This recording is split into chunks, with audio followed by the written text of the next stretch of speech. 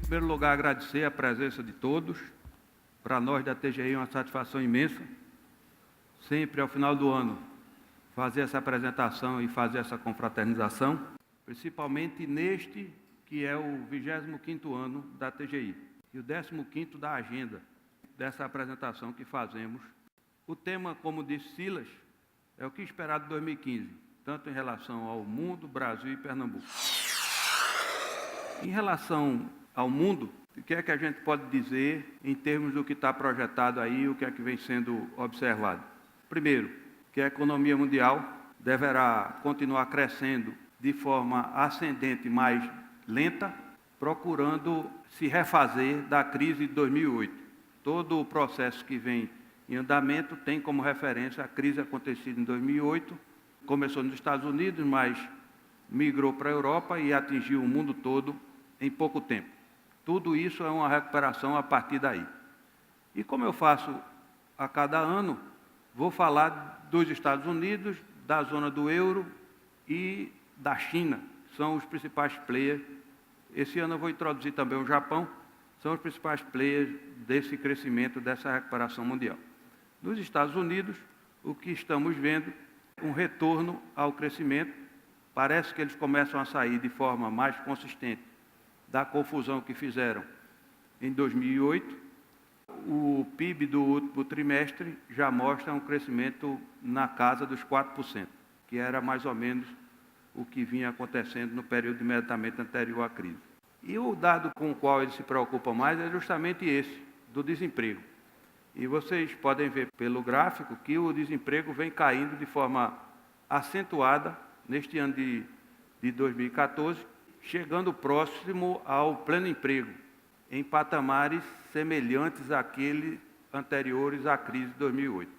Então, isso é uma evidência da retomada do crescimento norte-americano, sempre sujeito à turbulência, porque a situação em que ficou a economia mundial, ela está sempre sujeita a turbulências. Eventualmente pode acontecer algum problema em um país da Europa, por exemplo, da zona do euro, e isso vinha abalar periodicamente a situação da economia mundial.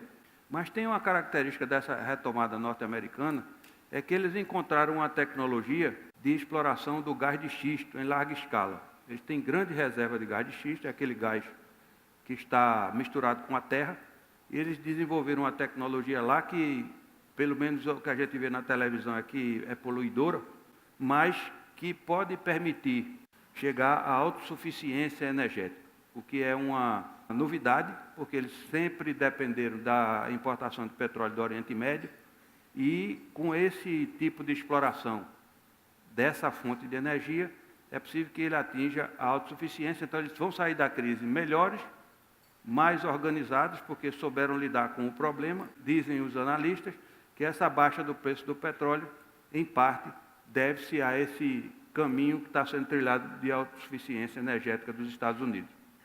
E sobre a Europa, a zona do euro, ela vem sofrendo mais na crise do que sofreu os Estados Unidos, e nesse slide aí o FMI alerta que mais choque pode paralisar a recuperação da zona do euro.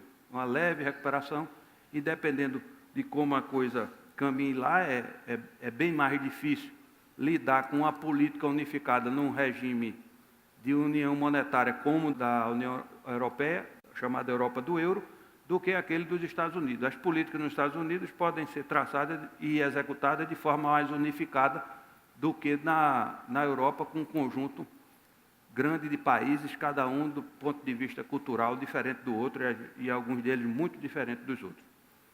O Japão vem há 2 décadas nessa gangorra de leve recuperação e recessão.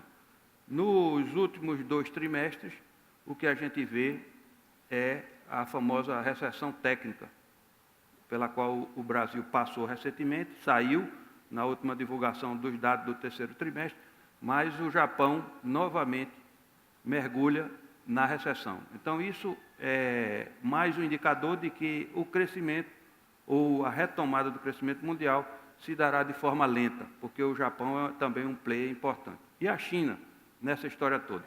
Nós já vimos, na apresentação do ano passado, eu fiz menção a essa situação específica da China, teve uma queda de patamar de crescimento.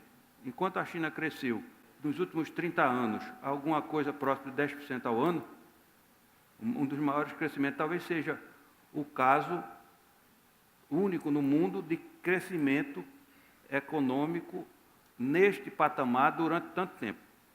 Isso traz uma série de consequências sobre a economia chinesa. Quem teve a oportunidade de conhecer a China tem essa percepção. Eu tive lá 2 vezes e não vi um rio que não tivesse poluído. Eu não vi uma cidade grande que não tivesse enevoada pela poluição.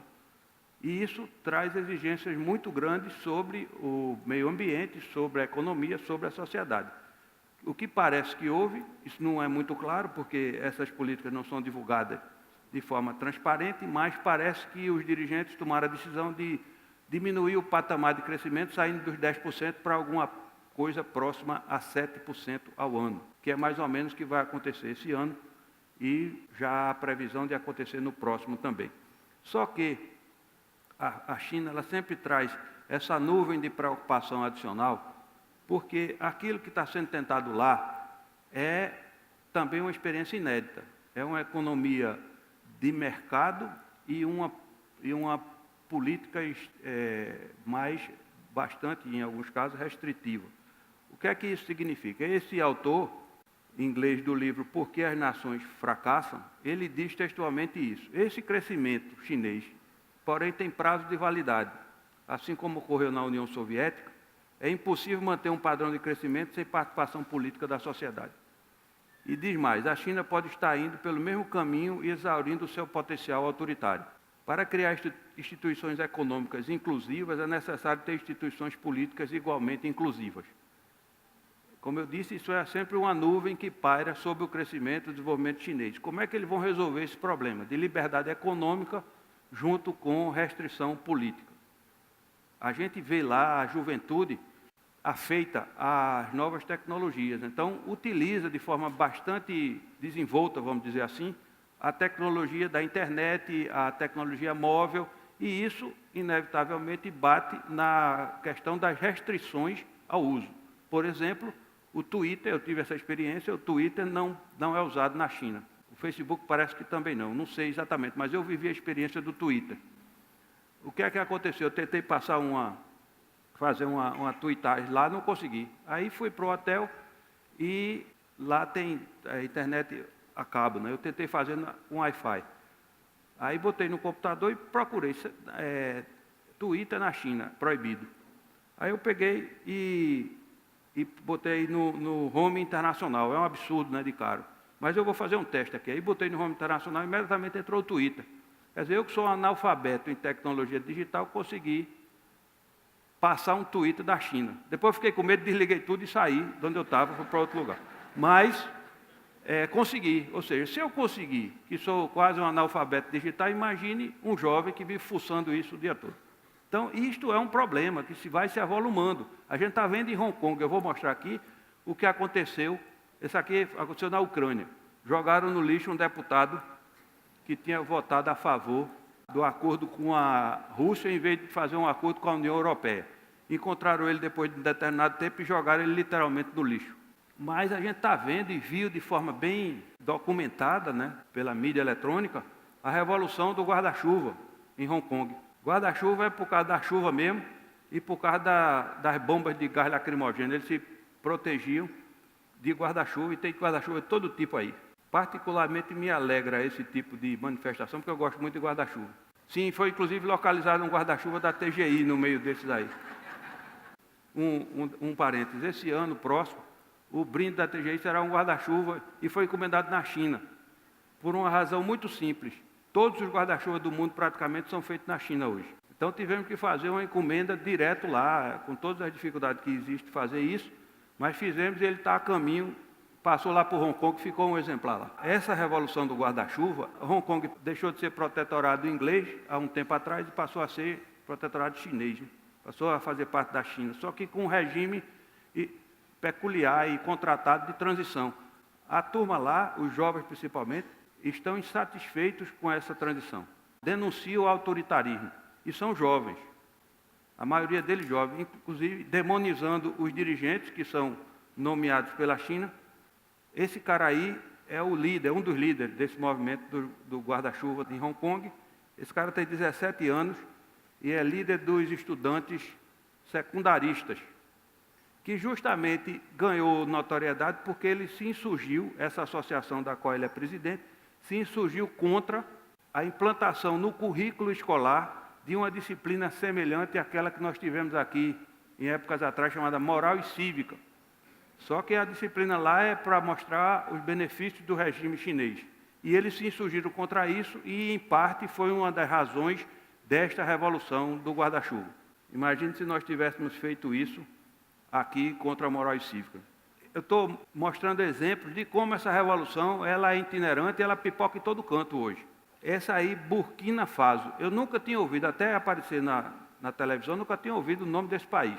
É um pequeno país da África Ocidental, ele é um país no interior, ele não é litorâneo, pequeno país, e tinha lá uma ditadura militar, e de repente se insurgiram contra essa ditadura, derrubaram a ditadura, queimaram um bocado de coisa, mas o que chamou a atenção nas fotografias que eu estava vendo de Burkina Faso, desse protesto de Burkina Faso, é que o pessoal lá, um país pobre, muito pobre, a turma lá de celular, documentando o que está acontecendo, provavelmente divulgando nas redes sociais. Esse é outro aí, uma revolta recente, protesto contra o assassinato de 42 estudantes, se eu não me engano, no estado mexicano. O povo lá foi para a rua, no estado mexicano, e saiu uma fotografia do Palácio Presidencial, eu tinha visitado isso aí no início do ano, e está aí a porta do palácio pegando fogo. A turma hoje não se satisfaz de fazer o protesto, tem que tocar fogo em alguma coisa.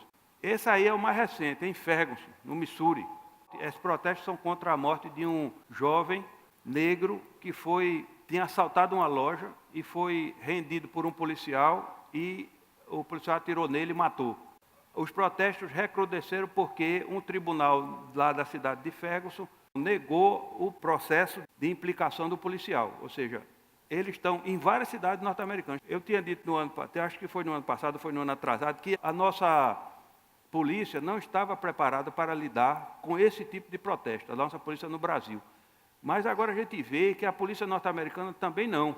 Esses equipamentos, depois eu fui ver, descobri isso, que vieram do Afeganistão. Não foi usado no Afeganistão e no Iraque, e foram doados às polícias locais. Aí eles se paramentam com esse tipo de equipamento justamente para lidar na guerra e lidando com pessoas desarmadas. E o que chama a atenção também, esse é um policial, ele está ameaçando uma parte dos manifestantes com um cachorro, e todo mundo de celular na mão, ó, tirando foto. Ou seja, você não pode mais nem ameaçar com o cachorro uma manifestação que aí é fotografado, vai para a rede social e isso aí circula o mundo. Então esse é o fenômeno recente que tem impacto sobre a nossa realidade de um modo geral, no Brasil e em todos os lugares do mundo. Só esse slide, só para chamar a atenção para isso, o tempo necessário em anos para algumas tecnologias chegarem a 80% da população mundial. A ferrovia levou 126 anos, o aço 125 anos, o telefone 99 anos, raio-x 93 anos, a rádio 69 anos, a aviação 60 anos, computador pessoal 24 anos, a internet 23, tomografia computadorizada 18 e o celular levou 16. E o celular móvel, na informação não tinha, mas provavelmente vai fazer isso num tempo muito menor, porque os celulares já estão na mão das pessoas, aí é a questão da tecnologia. E aí eu acho interessante essa fotografia aqui, essas duas fotografias. Todo mundo diz hoje que ninguém presta atenção nas conversas, todo mundo está no celular, às vezes está num bar, 3 pessoas estão lá conversando pelo celular, pelas redes sociais. Não descobri quando era fotografia, mas lá numa época do tempo das carruagens, a turma estava ali, ó, tudo lendo jornal. E aqui no metrô de uma cidade oriental, todo mundo no celular. Mudou o meio. Esse tipo de atenção, a conversa que possibilitada pela proximidade, não é coisa nova. Bom, concluindo o mundo, o que é que eu poderia dizer em termos de perspectivas? A economia mundial deve continuar em lenta recuperação após a crise de 2008. Os Estados Unidos com recuperação mais consistente, a Europa do euro em marcha bem mais lenta e a China crescendo num patamar mais baixo. E os países do BRICS terão um protagonismo maior no mundo menos polarizado. Isso é uma característica dessa nova realidade que vemos depois da crise de 2008, é que os países chamados emergentes, e que estão especialmente esses do BRIC, eles ganham um protagonismo diferente daquele anterior à crise. Essa é uma novidade, digamos assim, positiva, se pudesse ser dita assim, entre aspas, da crise. A pesquisa que foi realizada pelas redes sociais, normalmente a gente fazia aqui presencialmente, e algumas vezes conseguia apurar, outras não, mas essa agora foi feita anteriormente. Nós tivemos 305 respostas, 77% daquelas pessoas que responderam são de empresas, 13% de instituições públicas, 5% de organização do setor social e 4% de associação empresarial. Quais foram os resultados relativos às projeções? 68% dos que responderam entendem que a economia dos Estados Unidos em 2015 continuará crescendo, contra 28% que permanecerá na mesma e 4% que vai piorar. 50% entendem que a economia da União Europeia continuará na mesma situação de 2014. 43% que firmaram a posição de saída da crise no próximo ano. 7% acreditam que vai piorar. Em 2015, a economia chinesa crescerá igual a 2014, ou seja, ratifica esta descida de patamar. 28% crescerá mais do que em 2014 e 26% acredita que crescerá menos do que em 2014. E sobre o Brasil, o que é que a gente pode dizer neste novo contexto que se projeta para 2015? Bom, o Brasil, eu diria que ainda está bem na foto, olhado de fora. Teve melhor, hoje está menos acreditado, mas ainda está bem na foto. Esta foto aí é uma foto do encontro dos BRICS em 2014, realizado em Fortaleza, no período da Copa. E nesta reunião, estes integrantes do bloco Rússia, Índia, Brasil, China e África do Sul, que compõem a sigla BRICS, eles criaram um banco, se eu não me engano, com um capital de 50 bilhões de dólares, que fica com a sede em Hong Kong, e criaram um fundo de socorro às economias dos países integrantes do bloco, de 100 bilhões, se eu não me engano. Ou seja, é uma realidade diferente, é uma nova realidade multilateral que aumenta o protagonismo desses países que, no regime anterior à crise, tinham pouca expressão em conjunto. Essa foto aí é na Austrália, da última reunião do G20, foi no mês de novembro, foi feita a reunião do G20 e separada uma reunião dos países integrantes do BRICS. Agora, olhando para dentro, o ano passado foi um ano turbulento. No início do ano, ou no meados do ano, saiu aí, não sei se vocês viram, acredito que muitos viram, uma apresentação de uma consultoria fazendo uma previsão meio catastrófica de que nós estávamos diante da possibilidade do fim do Brasil. Exagero muito grande. Mas como eu recebi várias vezes, porque várias pessoas passaram para mim, e é muito catastrófico o cenário, dizer que é voltar à situação anterior, a pré-plano real, etc. Um monte de coisas. Na verdade, a impressão que me deu é que ele estava querendo chamar a atenção. Isso ganhou uma divulgação enorme no período pré-eleitoral, mas não só essa preocupação dá conta da queda do crescimento que houve. Ou seja, na verdade, as pessoas estavam preocupadas, ou muitas pessoas estavam preocupadas, justamente com a queda do crescimento. Principalmente porque, em determinado momento, ficou caracterizado isso que, tecnicamente, se chamou de recessão técnica, né? 2 trimestres consecutivos de crescimento negativo. Na semana passada, nós tivemos a notícia de que no terceiro trimestre o crescimento foi de 0,1%, o que mostra uma trajetória de início de recuperação. Ou seja, pelo menos tecnicamente não estamos mais em recessão. Agora, isto aí aponta para um crescimento muito baixo em 2014 e que projeta um crescimento muito baixo em 2015, eu vou falar um pouco mais na frente. No crescimento do segundo trimestre, esse gráfico apontava que o Brasil só tinha crescido entre países selecionados, ele só tinha crescido menos do que a Ucrânia, está naquela confusão lá, jogando os deputados na lata do lixo. Esse crescimento negativo estava em 37º lugar e 38º a Ucrânia. Há muito tempo se chamava isso aí, na época da inflação alta, de estagflação, caracterizado pela estagnação, um crescimento projetado do PIB próximo de 0 em 2014, com a inflação acima da meta, que deve superar a casa dos 6%, e não deve recuar muito cedo, ou seja, ainda vai demorar um tempo ainda nesse patamar elevado. Isso, segundo Samuel Pessoa, na sua coluna da Folha, ele é economista, que esse freio de 2014, ele deveu-se a dois fatores. Primeiro, a fortíssima piora das expectativas, e isso é muito importante para poder a gente atentar para a mudança que precisava ser feita em 2015, a incerteza que envolveram a realização da Copa, alimentadas pelas manifestações de junho de 2013, e da dúvida em relação ao novo regime de política econômica, que vigorará no próximo governo a partir de 2015. E o segundo fator, ele aponta o impacto sobre a eficiência do regime de política econômica, que ficou conhecido por nova matriz econômica. Esse freio da economia, ele, em parte, é fortemente influenciado pelo freio do consumo. Por muitos anos, houve crescimento extraordinário do consumo das famílias, por conta da migração de classes, rendimento real positivo, expansão do crédito em taxas chinesas. Hoje, existe uma readequação com o crescimento mais moderado. Daqui para frente, a tendência é de um crescimento pouco acima ou abaixo, mas não extraordinário como no passado.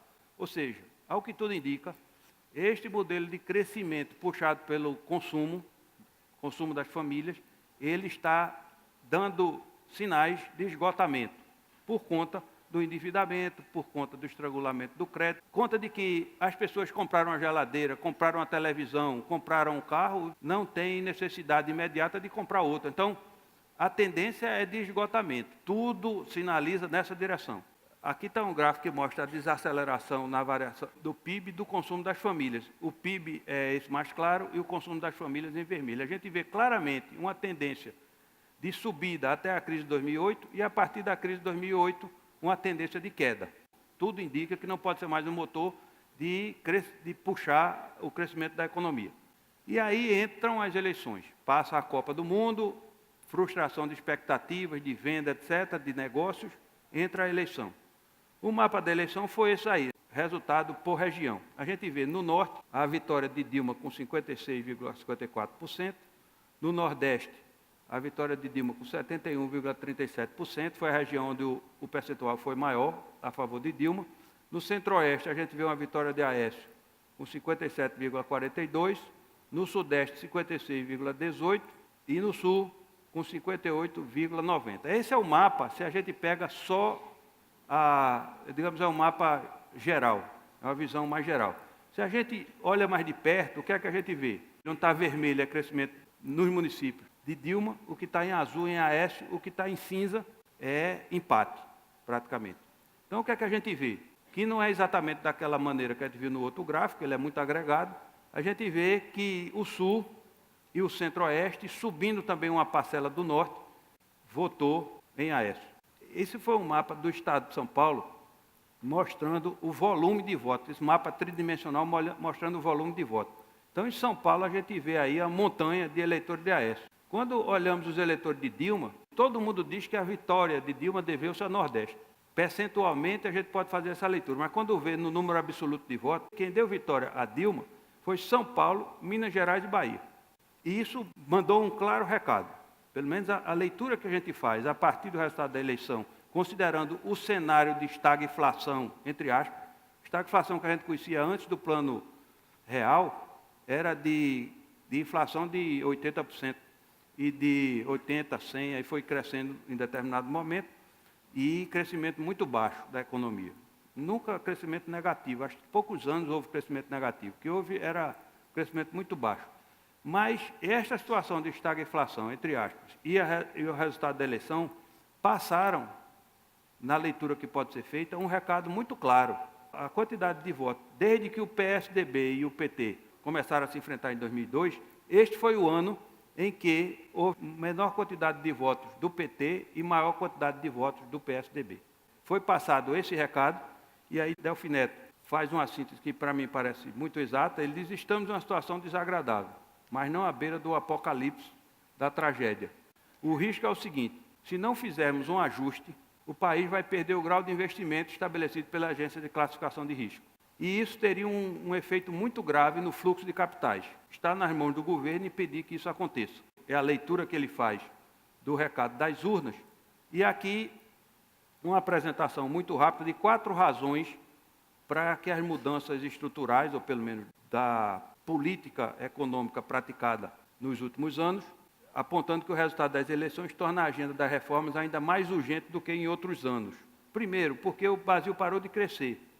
E para continuar a reduzir a pobreza, precisa retomar o fôlego. Esse gráfico aí mostra o crescimento de 1981 a 2013 da renda per capita chinesa, 7,1% em média ao ano, do Chile, 4,3%, do Brasil, 0,6% em 2013. Não é média não, é em 2013.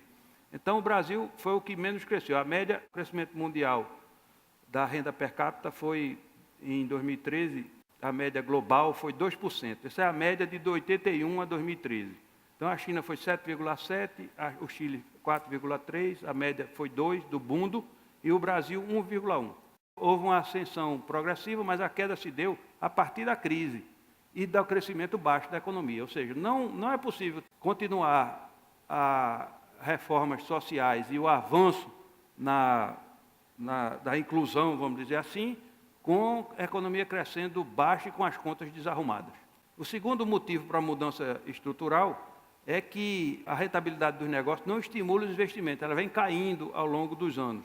A média de retorno sobre o patrimônio das 500 maiores empresas do Brasil. Outro aspecto fundamental que leva à necessidade de mudança é que não podemos mais contar com a abundância de dinheiro estrangeiro da última década, principalmente porque os Estados Unidos, voltando a crescer em ritmo mais acentuado, o que acontece é que há uma tendência de subir os juros lá. E quando sobem os juros lá, aquilo que eu chamei no ano passado de flight to quality, o dinheiro volta para ser aplicado nos títulos e nas aplicações norte-americanas. Então, a tendência aí é que diminua o fluxo de capital para os países em desenvolvimento. A projeção em 2015 é da menor dos últimos anos. E 4, a esmagadora maioria do eleitorado deseja mudança nas ações do próximo governo. Em 2002, quando houve a mudança do PSDB para o PT, era de 75%. O percentual de eleitores que afirmam querer mudança total, afirmavam, ou parcial nas políticas do governo federal.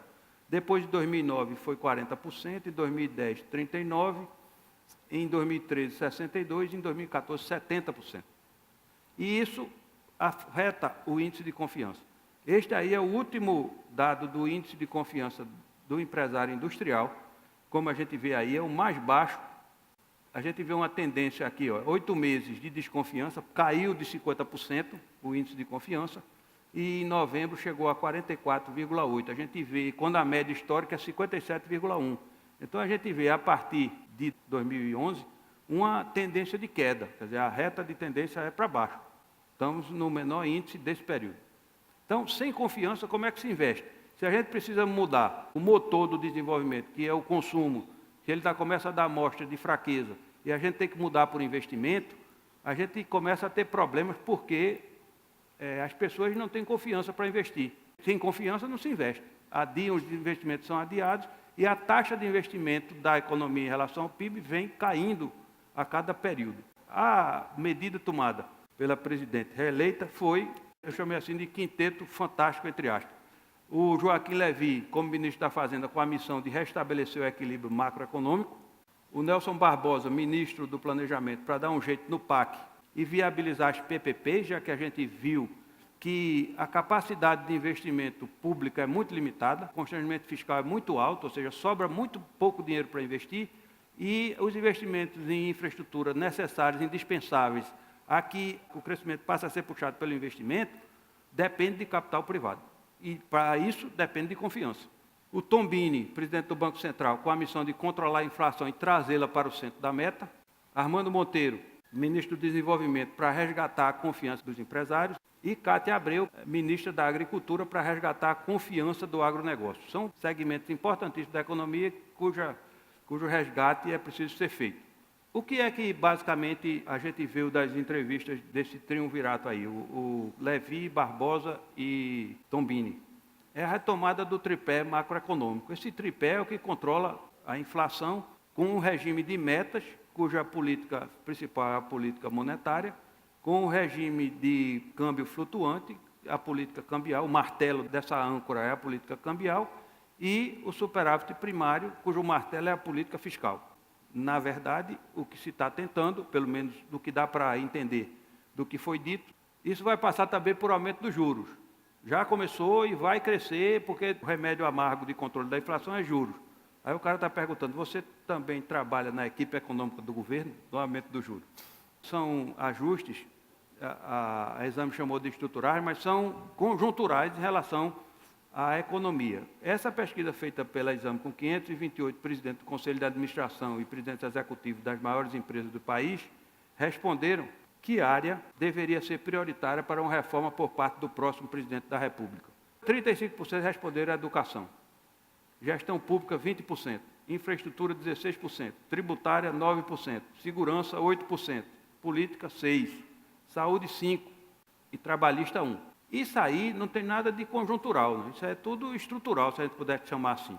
Então, são reformas fundamentais para que a competitividade do Brasil aumente. Quando os presidentes perguntados respondem sobre o que é prioridade, eles apontam questões estruturais. Eu vou falar rapidamente sobre algumas delas. Todo mundo conhece, a calamidade educacional. Esse é o teste PISA, feito pela OCDE. O Brasil está em 58º lugar no teste PISA. É a proficiência de estudantes, se eu não me engano, até 15 anos, do teste sobre matemática. 58º lugar de um total de 65. Primeiro, qual é? Xangai, China. Segundo, Singapura. Terceiro, Hong Kong. Ciências, o Brasil é 59º lugar no teste PISA.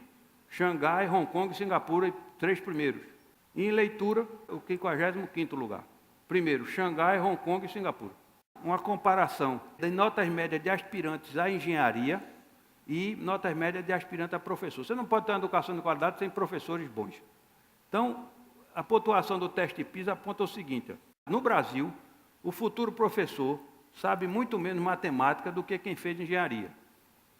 Na Polônia, quem quer ser professor domina mais matemática do que quem quer ser engenheiro. Na Áustria e na Nova Zelândia, ambos têm praticamente o mesmo nível de conhecimento. Ou seja, lá a profissão de professor é valorizada. E os melhores estudantes de matemática também são candidatos a serem professores. Como é que no Brasil pode ter uma educação de qualidade com uma disparidade dessa natureza? Outra mudança estrutural, né? Os investimentos. Aqui nesse período de 60 a 80, o investimento médio foi de 21,4% do PIB, percentual de investimento. Dos anos 80 aos anos 2000, caiu de patamar para 19,8%. E até 2010 foi 17,3%. Provavelmente está mais baixo. O interessante verificar aqui é que ao longo do tempo vem caindo o nível de investimento. E não se pode crescer, muito menos puxar o crescimento da economia sem investimento. A carga tributária brasileira é das mais regressivas do mundo. Parcela da renda consumida pelos impostos indiretos. 20% dos mais pobres pagam 38%. E os 20% mais ricos, 13%. Esses impostos indiretos, ICMS, CONFIS, ISS, PIS e IPI. Não é só alta para o país de renda, do nível de renda do Brasil, mas ela é também injusta. Política. Aí uma frase de Augusto Montenegro, presidente do IBOP. Enquanto o eleitor evoluiu, o político brasileiro parou no tempo. Isso é uma coisa que vem sendo reclamada de forma muito intensa, né? A gente tem visto aí, acompanhando a conjuntura política. E uma coisa curiosa para falar das redes sociais. A imprensa profissional, isso aconteceu muito na internet. Nunca, em eleições anteriores, eu fui tão bombardeado quanto essa pelas redes sociais. O WhatsApp, principalmente. Com todo tipo de informação, vídeo, charge, comentário e tudo mais. E há uma espécie de entendimento aí disseminado de que a imprensa tradicional ela vai perdendo posição para as redes sociais, porque, em princípio, qualquer um de nós pode ser repórter. E essa pesquisa da Folha de São Paulo foi uma pesquisa feita entre 23,7 mil postagens do Facebook com links e 1,2 milhão de tweets, retweets e favoritos com links. Todas essas postagens, 61% foi iniciado por jornalismo profissional. Ou seja, no final de contas, a gente vai procurar aquela informação levantada pela mídia tradicional, que tem respeitabilidade, que tem editoria, etc. Um fato muito curioso aconteceu no dia da eleição do segundo turno. Eu recebo uma informação pela rede social que o doleiro Youssef tinha morrido no hospital. Eu acho que muita gente recebeu essa. Aí eu disse, danou-se. Minha primeira reação, procurar no site da Folha de São Paulo, do Estadão ou do Globo. encontrei logo, imediatamente, que tinha sido uma notícia falsa. Ou seja, onde é que eu fui buscar a confirmação? Na mídia tradicional. Então, é um equívoco imaginar que isso possa ser mudado por uma mídia não profissional. Então, não é possível, ou por um jornalismo não profissional, de internautas, 32%. O resto é blog, etc. Mas qual é o encaminhamento tradicional de sair? Um site de notícias, ou de um jornal, ou de uma revista, publica uma notícia. 54% dos internautas brasileiros compartilham notícia em rede social, segundo o estudo desse Reuters. O segundo passo, a notícia é divulgada nas redes sociais. O site compartilha via Facebook, o próprio site que gerou. O site compartilha via Twitter e o leitor também pode dividir no Twitter ou no Facebook os links que leu. Ele publica, as redes multiplicam, o alcance da notícia aumenta. Mas na base está a notícia produzida pelos órgãos de comunicação tradicionais. Isso é muito importante para a gente desmistificar um pouco o que é que acontece, o que é que pode acontecer dessa questão da credibilidade da notícia e do uso das redes, que só vai se intensificar. Principalmente porque esse cara aí, o Renato Meirelles, que ele é presidente do Data Popular, ele diz: nunca antes na história desse país tivemos tantos jovens votando. E qual a importância disso? Ele é mais escolarizado e conectado que o pai. Estamos fazendo uma migração importantíssima, apesar de que, ressalto, a importância da produção dos meios convencionais, tradicionais da notícia, é fundamental para a credibilidade dela. Aí no sentido também de mudanças estruturais que nós deixamos de fazer por conta dessa confusão macroeconômica conjuntural e tendo que refazer, nós estamos percebendo o fim do bônus demográfico, já estamos observando ele. Bônus demográfico, ou seja, a maioria da população em idade de trabalhar. Essa janela está se fechando. Onde é que ela vai se fechar ali? Ó? A quantidade de idosos acima de 60 anos cruza o número de crianças de 0 a 4 anos. E vai se acentuar muito. Lá em 2020, que é mais ou menos o final dessa janela, o fechamento dessa janela, nós teremos 29 milhões e 14 milhões de bebês. O custo Brasil. Quanto precisa trabalhar em média consumidor de diferentes países para comprar um iPhone 6 no Brasil, o valor em dólar? Olha aqui o que acontece, o Brasil é o país mais caro. Isso deve-se a uma série de fatores. São reformas estruturais para diminuir esse custo que a gente deixa de fazer porque leva um tempo enorme reajustando a economia, uma coisa que já estava mais ou menos estruturada. Só não é maior em quantidade de horas para comprar um iPhone do que a Índia, porque o valor da hora na Índia é muito baixo, mais baixo que o do Brasil. Então, bem mais baixo que o do Brasil. Então, nós temos o maior preço absoluto e a segunda maior quantidade de horas médias para comprar um iPhone. Nós nos atrevemos a fazer um desafio para a presidente Dilma. Recuperar a confiança dos agentes econômicos para retomar o ânimo investidor por intermédio de uma gestão macroeconômica digna de credibilidade e capaz de recompor o terreno perdido para reformas estruturais. Tem um monte de reformas estruturais que precisa ser feita, que nós terminamos não avançando nelas por conta de desarranjos macroeconômicos importantes, e eles acentuaram muito nesse ano. Pesquisa. O segundo mandato de Dilma, para 60% dos entrevistados, será pior do que o primeiro.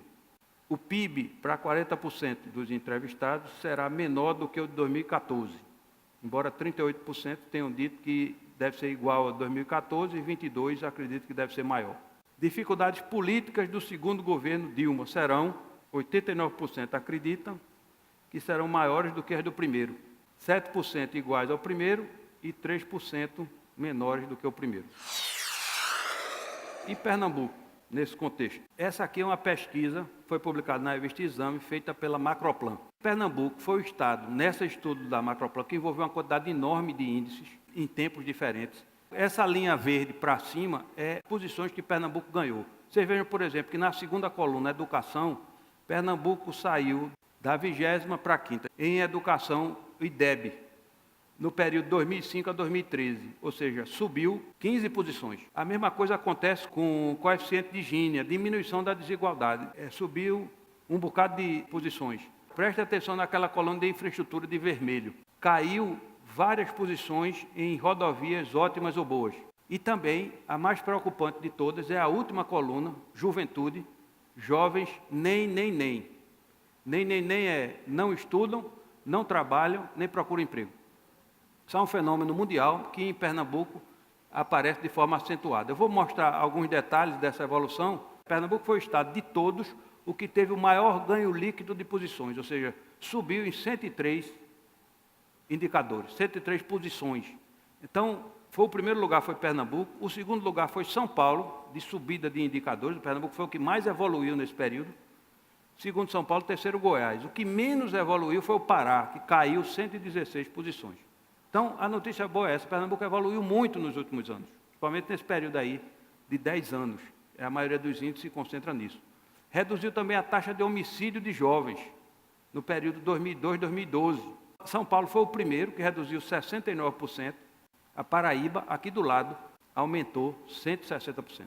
No meu ponto de vista, é o que mais preocupa, né? Os jovens que não estudam, não trabalham e não procuram emprego. Pernambuco está em 25º lugar, Roraima está em 26º e Alagoas está em 27º. O último é Alagoas. O primeiro é Santa Catarina, com o menor índice de jovens que não estudam, não trabalham nem procuram emprego em números de 2013.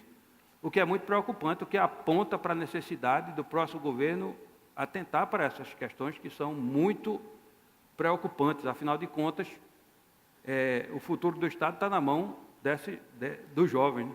Sobre essa questão do desenvolvimento de Pernambuco, tem uma coisa interessante. Numa apresentação dessa, eu fiz essa consideração sobre o Padre Lebré. O Padre Lebré, em 1954, foi chamado pelo governador, se eu não me engano era Cordeiro de Farias, preocupado o governador com o futuro do Estado. Ele dizia: o que é que o Estado precisa mudar em quê? Precisa mudar a sua orientação de desenvolvimento em que sentido? Aí o Padre Lebré, que era um dominicano francês, era o maior economista, um dos maiores economistas da época, ele inspirou as políticas de estudos do CONDEP daí para frente, de Pernambuco, e há algo mais, fez uma reportagem especial muito interessante sobre o Padre Lebré. E descobriu o seguinte, que o Padre Lebré, no estudo dele, apontava um estaleiro, a necessidade de um estaleiro para Pernambuco, em 1954, um porto ao sul do Porto do Recife, uma refinaria de petróleo, uma indústria de química pesada, e já sinalizava o Recife, ele era também urbanista, como uma metrópole importantíssima do Nordeste. Por conta desse negócio, a gente vai pesquisar qual o último plano estratégico de longo prazo de Pernambuco, vai encontrar o Padre Lebré lá atrás. Eu digo longo prazo, pelo menos 20 anos na frente. O último da cidade do Recife é de Ulloa Cinta, de 1943, se a gente pode chamar de planejamento urbano, que desenhou um mapa, uma planta de organização da cidade. E os antecedentes anteriores desse ciclo de industrialização remontam a Cid Sampaio, em 1959. Eu digo que é o segundo movimento de industrialização. O primeiro foi da mudança do engenho para a usina, e o surgimento da tecelagem, com a primeira Revolução Industrial do Estado. A segunda Revolução Industrial foi com Cid Sampaio, no período desenvolvimentista, né?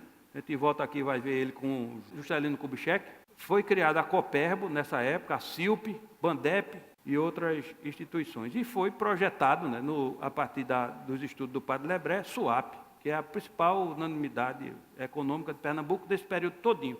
Todos os governadores, a partir de então, começaram a investir em SUAP. E SUAP tornou-se uma realidade infraestrutural, eu digo que é um equipamento de classe internacional. E aí nós entramos numa situação muito peculiar desta transição, a pesquisa de empresa empresária da idade da TGI. Já produzimos vários relatórios, um sobre o passado, foi esse livro aí, Pernambuco Afortunado, produzimos um sobre o presente, o Pernambuco Competitivo, e produzimos um sobre o futuro, que foi lançado no final desse ano. Nós fizemos esses estudos, um estudo muito importante, produzido por esse consórcio Pernambuco do Amanhã, além da CEPLAN e da TGI, a Macroplan também participou, produziu uma visão de futuro. Essa visão foi resultado de uma ampla consulta que foi feita, pesquisa, levantamentos, estudos. Esse é um trabalho contratado pelo Movimento Brasil Competitivo e pelo governo de Pernambuco. Isso foi objeto de um conjunto de estudos complementares que formularam a estratégia, e nós estamos agora concluindo o terceiro produto, que é o caderno de projetos públicos. 50 projetos públicos estão sendo finalizados, para fazer com que essa estratégia ela possa se realizar no período de 20 anos. Este estudo ele se baseia em 5 pilares. Primeiro, educação e conhecimento. O segundo é instituições de qualidade. Qualidade de vida no sentido de que Pernambuco, ao chegar nesse horizonte projetado, ele seja mais seguro e mais saudável, com mais mobilidade eficiente e habitabilidade, sustentável, conectado inclusivo e com igualdade de oportunidades, com civilidade e tolerância, com democracia, participação e cooperação, com inserção global, com equilíbrio territorial, com infraestrutura de qualidade e competitivo. Neste novo mundo é fundamental ser competitivo e dinâmico. Em resumo, a gente poderia dizer o seguinte, que tem 5 objetivos que são perfeitamente atingíveis, desde que se transite nessa direção. E o primeiro dele, no que diz respeito à qualidade de vida, ao final do período, em 2035, cada pernambucano, pelas projeções, viverá em média 11 anos a mais do que vive hoje em dia. Cada pernambucano será 3 vezes mais rico, em média, do que é hoje. 8 em cada 10 pernambucanos pobres saem desta condição. Todos os pernambucanos jovens estarão em igualdade de condições para ingressar no mercado ou no ensino superior. E os pernambucanos sentirão ainda mais confiança no Estado e nas suas instituições. Isso é o cenário de chegada, né? Como é que chega lá a partir desses estudos e com a realização, a execução dos projetos que estão projetados. E aí nós também fizemos uma ousadia, né? De esboçar qual seria o desafio do próximo governador. No caso do governador Paulo Câmara, manter a confiança dos pernambucanos, preparando a transição de um ambiente de investimentos estruturadores que estão se esgotando, aquela leva de investimento está sendo concluída, que foi um período de plantação, entre aspas, para um de geração de renda, seria a colheita, com base numa gestão eficiente e num planejamento de longo prazo, orientador das mudanças estruturadoras que ainda precisam ser feitas, numa conjuntura econômica e política adversa. A conjuntura nacional não será facilitadora, e terá reflexo sobre a conjuntura estadual. Sobre a pesquisa em relação a Pernambuco, em 2015 o crescimento do PIB de Pernambuco será, para 40% dos entrevistados, menor do que o de 2014. Pernambuco deve crescer alguma coisa esse ano em torno de 3%. 36% será igual a 2014 e 34% acham que será maior do que o 2014. O crescimento do PIB de Pernambuco em 2015, 63% dos respondentes acreditam que será maior do que o do Brasil. Eu também aposto em que será maior ainda há alguns anos do que o Brasil. Tomara que permaneça assim. Agora, o grau de dificuldade que encontrará o novo governo eleito para Pernambuco, nessa conjuntura. A média foi 6,7. Aí nenhum é 0 e máxima, a mais alta seria 10. A média foi 6,7 e a moda foi 7. Então, é um nível de dificuldade expressivo, né? Apontado pelos entrevistados. Bom, o Recife é o seguinte, essa fotografia, provavelmente o pai disse para ela, minha filha, nunca ande no meio da rua, você deve andar sempre na calçada, que é o lugar seguro para o pedestre. Aí nessa hora aí, ele está chamando ela para sair da calçada, ela está em dúvida, naturalmente. E eu flagrei justamente essa dúvida, eu tirei a fotografia. Isso é uma coisa muito ruim, né? Porque isso para mim é uma evidência da qualidade comprometida de vida na nossa cidade. O desrespeito que se tem em relação à calçada, de todas as maneiras, mas o que mais me incomoda é o carro estacionado na calçada. Aí, criei essa multa cidadã pelo estacionamento proibido na calçada e já fiz 2.000, já multei 2.000, mandei fazer 10.000, já gastei as 10.000 e vou mandar agora fazer 20.000. A vantagem, quando os jornalistas me perguntam, sim, mas e o efeito prático disso aí? Eu disse, bom, onde eu ando já não tem mais carro na calçada, já é um avanço. E procurei adotar para mim essa coisa de ser rigidamente preocupado com não fazer o que eu estava achando que não devia ser, e aí a inspiração é Gandhi, né? Seja a mudança que você quer ver no mundo, nesse caso específico aí. Foi pedido uma nota de 0 a 10, como é que avalia cada uma das seguintes prioridades da atual gestão municipal. Em relação ao controle urbano, a moda foi 7, a média foi 6,08. É uma avaliação da execução da prioridade. Segundo, planejamento de longo prazo, a moda foi 5 e a média 6,2. Mobilidade, curioso na mobilidade, a moda foi 10, embora a média tenha sido 6,4, a moda foi 10, porque tem gente que identifica que na cidade avançou-se em relação à questão da mobilidade, é curioso esse resultado. Em relação ao centro da cidade, principalmente Santo Antônio de São José, embora isso não tenha sido esclarecido na pesquisa, e provavelmente está aí a avaliação também do bairro do Recife, 5,54, a moda foi 5. Rio Capibaribe, a média 5,33, a moda foi 5. Saúde, 6,19, moda 5. Educação, moda 5, 6,36. Segurança, 5, a moda 5, a média 6,19. E aí foi feita uma pergunta. quais as prioridades que precisam receber maior atenção da administração pública municipal em 2015. Mobilidade aparece como a mais citada. 41% dos respondentes citaram a mobilidade. Educação, 17%, planejamento de longo prazo, 12%, saúde, 11%, controle urbano, 9%, segurança, 6%, Rio Capibaribe, 2%, e o centro da cidade, 1%. O que eu achei curioso nesse resultado aí, os baixos percentuais do Rio Capibaribe e do centro da cidade. E aí, também preocupado com isso, mas tanto o centro quanto o Rio são fundamentais para o restabelecimento da cidade, em condições melhores de qualidade de vida, eu trouxe aqui alguns resultados preliminares do projeto Parque Capibaribe. O projeto Parque Capibaribe, Caminho das Capivaras, é uma encomenda da Prefeitura do Recife para a Universidade Federal de Pernambuco. A encomenda é feita pela Secretaria de Meio Ambiente e Sustentabilidade. Está dentro daquele conceito de Recife 2037, ou seja, Recife em 2037 será a primeira capital brasileira a fazer 500 anos. E a ideia é que esse conjunto de ações sejam realizados na direção de um planejamento de longo prazo que considere esse horizonte de 2037 como um horizonte de que, chegando lá, nós estaríamos em condições bem melhores do que estamos agora. Então, esse projeto aqui, ele faz, às vezes, para a cidade do Recife, do que o projeto Pernambuco 2035 faz para Pernambuco. E o Rio Capibaribe é uma coisa impressionante. O Recife foi muito exigido por conta desse crescimento que Pernambuco teve nos últimos anos, puxado pelos investimentos estruturadores. É a principal estrutura urbana do Estado. Portanto, o sujeito, por exemplo, ia para a SUAP, né, foi contratado para a empresa SUAP, ele compra ou aluga um apartamento no Recife, compra um carro e anda no Recife, bota o filho da escola no Recife e diversas outras exigências sobre a estrutura já existente. Então, o Recife sofre por causa disso. É bom para a economia, mas a estrutura da cidade urbana sofre por isso. Esta é a notícia ruim. A notícia boa é que o Recife ainda tem o Rio Capibaribe para salvá-la. O rio corta a cidade justamente no meio. Entra na várzea e sai no mar, no centro da cidade.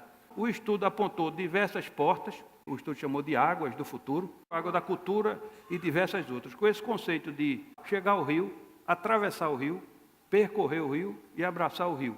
Para cada uma dessas diretrizes, foi apontado, no caso de chegar ao rio, que é possível, o estudo feito, essa rua em amarelo, que o projeto chama de infiltrações, a partir do eixo do rio, é possível construir 65 ruas-parque, 30 alamedas e 45 vias cicláveis. De acordo com a diretriz, orientada pela diretriz de atravessar, pode ser construídas ao longo do rio, na cidade, cerca de 12 passarelas, com terminais, passarela, travessia de barco, além das pontes existentes. São esses pontos azuis apontados aí. Nessa diretriz de percorrer, 45 quilômetros de vias cicláveis e calçadas é possível implantar a partir do projeto. De acordo com a diretriz de abraçar, criar janelas, praias, espaços de convivência, espaço de proteção ambiental, além do que, refúgio das capivaras e o ninhal das garças, que é no centro da cidade. Algumas imagens de como seria esse parque implantado e as margens revitalizadas.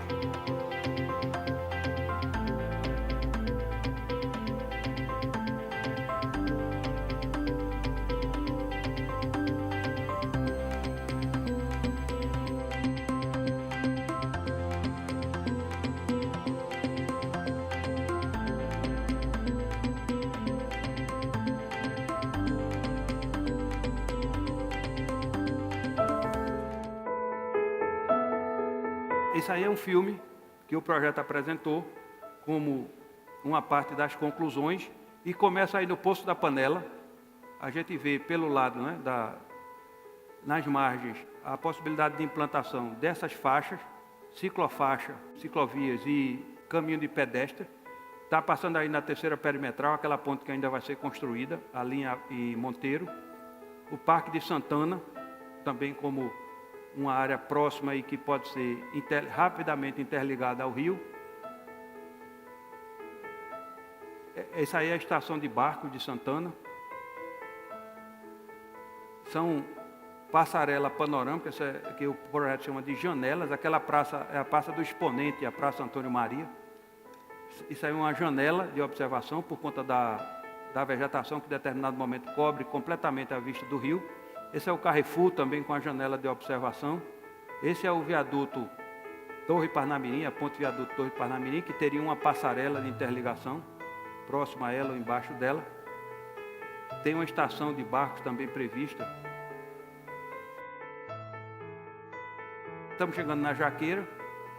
Esse é o edifício, quem é do tempo conhece, o edifício da Coca-Cola. Tem um deck projetado aí, o Parque da Jaqueira, uma área de convivência e de promenade ao lado do rio. Uma passarela parque projetada aí, só para ciclistas e pedestres. Isso aí chegaria pela margem até Ponto do Choa.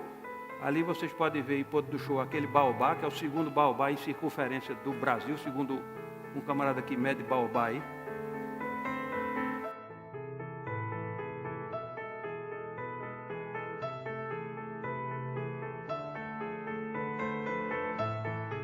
Aí é a ponte da Torre, e aí a gente começa a ver também, e será incorporado a beira-rio das Graças. É um projeto que está sendo desenvolvido pela Prefeitura, mas integrado ao parque.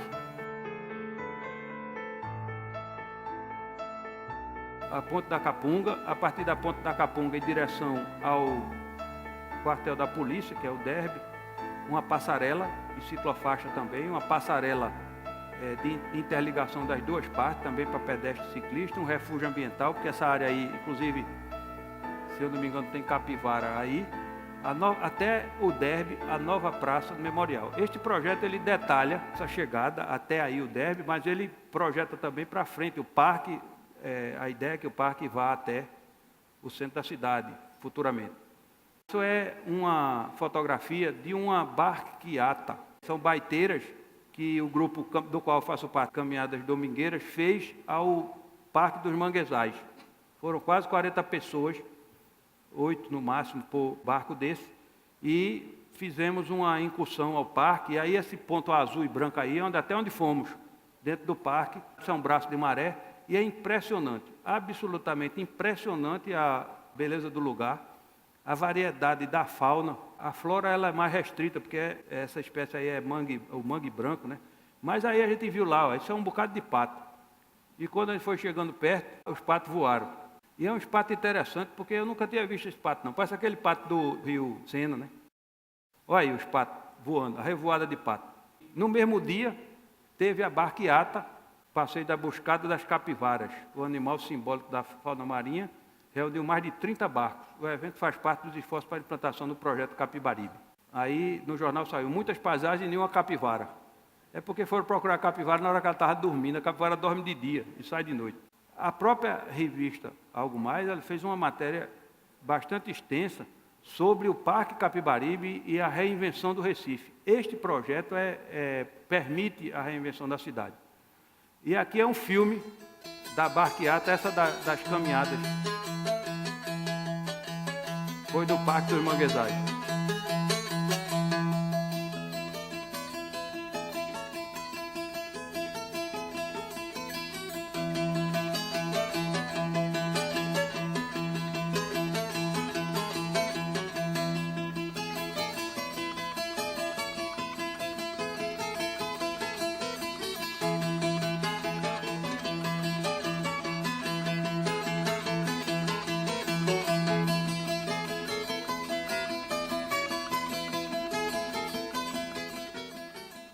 Para concluir, eu queria dizer o seguinte.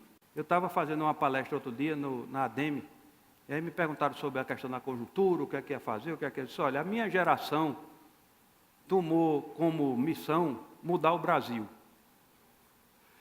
Eu acho que conseguiu, a nossa geração conseguiu mudar o Brasil. Hoje o Brasil é completamente diferente do que era, tem um futuro muito bem não, mas pelo menos esboçado, e é possível caminhar nessa direção. O que a gente deve evitar é de atrasar mais. Depois, essa geração também tomou como objetivo, e a TGI se engajou nesse processo, de mudar Pernambuco. A direção já está mudada, ela está no caminho certo, não tenho dúvida nenhuma sobre as perspectivas de médio e longo prazo. Agora, a nossa geração tem a tarefa, e eu estou falando por nós todos, de mudar o Recife. A gente precisa salvar o Recife.